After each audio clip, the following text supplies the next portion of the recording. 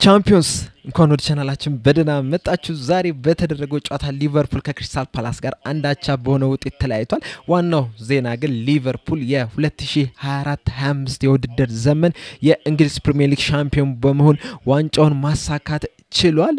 በጣም የሚያስደስት ቀን የነበረው ስቲል እስካሁን ድረስ ይህንን ፕሮግራም በመሰራበት ሰዓት እንግዲህ ተጫዋቾቹ ከስቴዲየሙ አልወጡም፣ ደጋፊዎቹም ከስቴዲየሙ አልወጡም። በጣም በደስታ ነው እንግዲህ እየተከበረ የሚገኘው። ኦልሞስት አንድ ሰዓት አልፎታል ጨዋታው ከተጠናቀቀ ከክሪስታል ፓላስ ጋር የተደረገው ጨዋታና ስቲል እስካሁን ድረስ ደጋፊ ሙሉ ለሙሉ ማለት በሚቻል መልኩ እንግዲህ ድጋፉን እየሰጠ ነው የሚገኘው።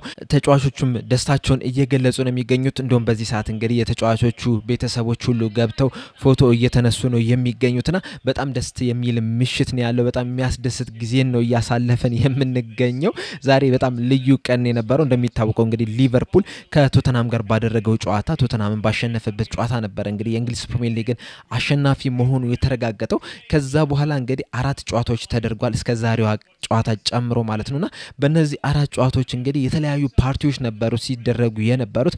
በሜዳም የተደረገው ጨዋታም ቢሆን ከሜዳ ውጪ የተደረጉትም ጨዋታዎች እንግዲህ ደጋፊዎቹ በሜዳ ተገኝተው እንግዲህ ድጋፋቸውን ሲገልጹ በጣም በደስታን የነበረው የፓርቲ ስሜት ነው የነበረውና በጣም የሚያስደስትን ጊዜን እያሳለፈን ነው የሚገኘው። በርግጥ ከቶተንሃም ጨዋታ በኋላ እንግዲህ እቺ ጨዋታ እስከደርስ ድረስ በጣም ረጅም ነበር የሚመስለው። በጣም ትንሽ ጊዜ ቢሆንም 3 ጨዋታ ቢሆንም በመሃል የነበረው ነገር ግን ከዛ በላይ የረዘመ ነው የሚመስለው። ምክንያቱም እንግዲህ ይሄንን ዋንጫ ለማንሳት በጣም በጉጉት ነበር ስንጠብቀው የነበረው። እንደሚታወቀው እንግዲህ ሊቨርፑል በደጋፊ ፊት ዋንጫውን ካነሳ 35 አመት አልፎታልና ይሄንን ዋንጫ በደጋፊ ፊት ለማንሳት እንግዲህ በጣም ጓጉተን ነበር። ሁሉም የሊቨርፑል ደጋፊ ሁሉም ሊቨርፑልን የሚመለከት ሰው እንግዲህ ይሄንን ዋንጫ ሲያነሱ ለማየት በጣም በጉጉት ነበር ሲጠበቅ የነበረውና በጣም በሚያስደስት ሁኔታም ይሄንን ዋንጫ ማሸነፍ ይችላል።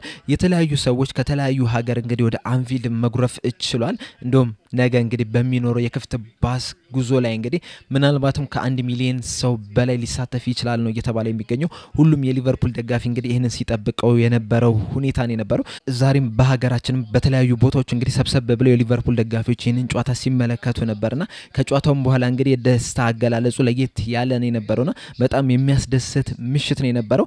ጨዋታውን ለትንሽ ደቂቃ እንመልከት ካለን እንግዲህ ዛሬ ሊቨርፑል በተለይ ደግሞ የመጀመሪያዎቹን ጥቂት ደቂቃዎች 10-15 ደቂቃዎች ጥሩ አይደለም የነበረው። ምንም እንኳን ኳሱን ብንይዘው ራሱ ያ ውጤታማ የሚመስል አይነት አጫወት አይደለም የነበረው። ወደፊት ስንሄድ ያን ያህል የተደራጀ አይነት አጫወት አይደለም ስንጫወት የነበረው። ኳሱን ይዘን ራሱ ወደ ጎን ነበር ሲሄዱ የነበሩት። ክሪስታል ፓላሶች በአንጻራቸው ደግሞ ማለት ነው በጣም በጥብቅ ነበር ሲከላከሉ የነበረው። ከዛ በኋላ ኳስ ሲያገኙ ደግሞ በካውንተር አታክ ለመሄድ ሲሞክሩ ነው የነበሩና በዚህ ታክቲካቸው እንግዲህ ውጤታማ ሆኖ 8ኛው ደቂቃው አካባቢ እንግዲህ እስማኤል ሳር ባስቆጠራት ግብ 1-0 መምራት ይችላል። ያቺ ጎል እንግዲህ ከተመለከተናት በኢብራሂም ኮናቴና በቨርጂል ቫን ዳይክ መካከል የነበረው ርቀት በጣም ሰፊ ነው የነበረውና በዛ አማካኝነት ተጠቅመው ነው እንግዲህ ይሄንን ኳስ አግኝቶ ወደ ግብነት የቀየረው። ከዛ በኋላ ነው እንግዲህ ሊቨርፑል የተሻለ መንቀሳቀስ የጀመረው። ኳሱን በደንብ መቆጣጠር ቻለ።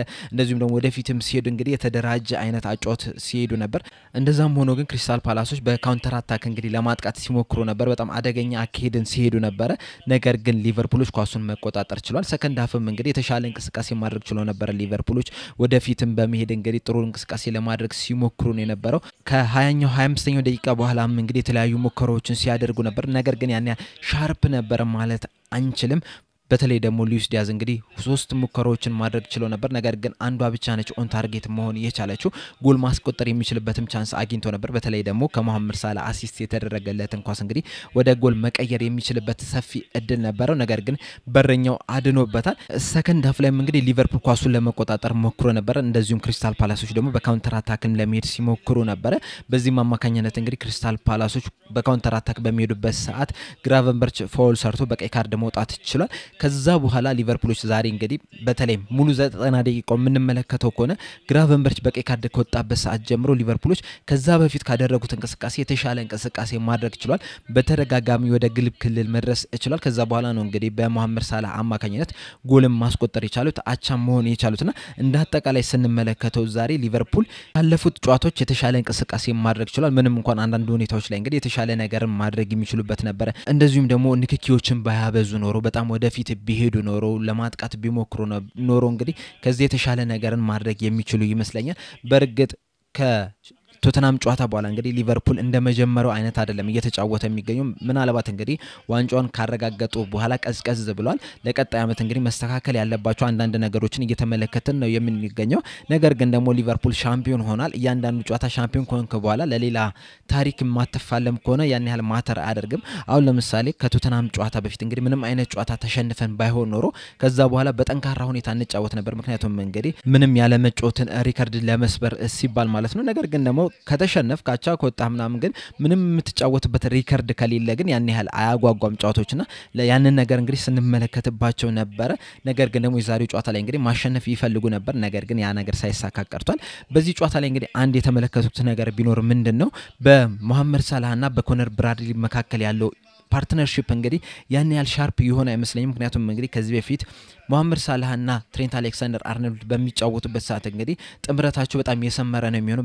በጣም ነው የሚግባቡትን አንዱ ምን ማድረግ እንደፈለገ ሌላኛው ነው የሚያውቀው ነው በርግጥ ይሄ ነገር እንግዲህ የመጣው ብዙ አመት አብሮ ከመጫወት አንፃር ሊሆን ይችላል ምናልባትም 6 አመት 7 አመት አብሮ ተጫውቷልና ያ ነገር አብሮ ያደገ ነገር ሊሆን ይችላልና ይሄንን ነገር እንግዲህ በኮነር ብራድሊና በመሐመድ ሳላህ መካከል ያለውን ጥምረት እንግዲህ ከዚህ የተሻለ ነገር ማድረግ መቻል አለባቸው በተለይ ለቀጣይ አመት ሲባል ማለት ነው በአጠቃላይ ግን የዛሬው ጨዋታ እንግዲህ አቻም ብንወጣም ብንሸነፍም ኖሮ እንኳን ከጨዋታው በኋላ የነበረው ሴሌብሬሽን ግን ይቀንሷል ተብሎ አይጠበቅም ምክንያቱም ሊቨርፑል የእንግሊዝ ፕሪሚየር ሊግ የ2024-25 የውድድር ዘመን ሻምፒዮን ነው ለ20ኛ ጊዜ ሻምፒዮን እየሆነን ነው ወደ ዙፋናችን መመለስ ይችላል በይፋ ዛሬ በጣም የሚያስደስት ቀን ነው ስቴዲየሙ ላይ የነበረው ድባብ የሚለይ ነው በጣም የሚያስገርም ድባብ ነበር የተለያዩ የሊቨርፑል ተጫዋቾች የቀድሞ ተጫዋቾች አሰልጣኞችም ተመልክተናቸዋል ታዋቂ ሰዎችንም ተመልክተናል የርገን ክሎፕም እንግዲህ እንደ ደጋፊ እንደ ሊቨርፑል አንድ ደጋፊ እንግዲህ በጣም ሲደሰትም ተመልክተናል ጨዋታውን ሲመለከት ራሱ ስሜቱ የተለየ ነው የነበረው እነ ስቲቨን ጀራርድም ይሄንን ጨዋታ ሲመለከቱት ነበር እነ ሄንደርሰን እነ ኬኒ ዳግሊሽ እነ አለን ሃንሰን እነ ቤኒቴዝ ሁላ በዚህ ሜዳ ላይ ተገኝተው እንግዲህ ይሄንን ጨዋታ ሲመለከቱት ነበርና በጣም የሚያስደስት ምሽት ነው የነበረው እያንዳንዱም ተጫዋች እንግዲህ ዋንጫውን እያነሳ ሲደሰት ተመልክተናል ደጋፊውም በጣም በልዩ ሁኔታ ሲደሰት ተመልክተናልና በጣም የሚያስገርም ምሽት ነው የነበረው በዚህ ሰዓት እንግዲህ ሌላ ነገር ማሰብ የምንችልበት ሰዓት አይመስለኝም ምክንያቱም ሊቨርፑል የእንግሊዝ ፕሪሚየር ሊግ ሻምፒዮን ሆኗል ወደ ቀድሞ ክብራችንን መመለስ ይችላል አንድ ሳላነሳው ያለፍኩት ነገር ቢኖር ምንድነው መሐመድ ሳላህ ዛሬ የእንግሊዝ ፕሪሚየር ሊግ ከፍተኛ ግብ አስቆጣሪና የእንግሊዝ ፕሪሚየር ሊግ ከፍተኛ አሲስት አድራጊ በሚል ሽልማቱን ተቀብሏል እንደዚሁም ደግሞ በጨዋታ ላይ ጎል ማስቆጠሩን ተከትሎ እንግዲህ በአንድ ሲዝን ብዙ የጎል ተሳትፎን ያደረገ ተጫዋች መሆን ይችላል ከነ አለን ሽረር ጋር እንግዲህ ይህን ሪከርድ መጋራት ይችላል ሌላ አዲስ ታሪክን መጻፍ ይችላል መሐመድ ሳላህ ለሱም እንግዲህ በጣም ደስታችንን መግለጽ መቻል አለብን በአጠቃላይ ግን በዛሬው ጨዋታ ዙሪያ እንደዚሁም ደግሞ ዋንጫውን በማንሳት ዙሪያ በአጠቃላይ የተሰማችሁን ስሜት እንዳለ ኮሜንት ሴክሽን ላይ በመጻፍ አሳውቁኝ በነገው ዕለት ደግሞ ተጫዋቾች ምን አሉ የሚለውን ነገር እና ደግሞ ሌሎች መረጃዎችንም ይዤላችሁ የምመጣ ይሆናል ለአሁን እዚህ ላይ አበቃው ቻው ቻምፒዮንስ